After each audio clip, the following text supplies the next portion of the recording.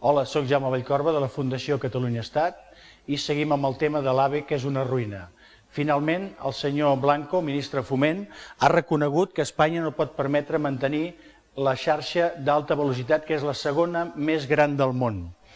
Ell ha reconegut i diu no som prou conscients del que costa un tren d'alta velocitat ni el cost dels aeroports. Finalment, que ja era hora, ha dit no està bé que ho digui, però hem de començar a pensar les infraestructures amb una mica més de sentit econòmic. Fins ara, totes les inversions han sigut amb sentit polític.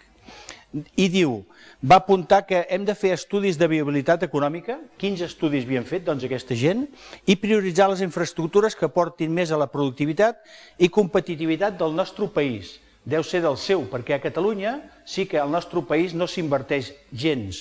Mireu, dues actuacions que són estratègiques pel creixement català, que és els accessos al port i el pla de Rodalies que el fan servir 400.000 persones cada dia, estan congelades.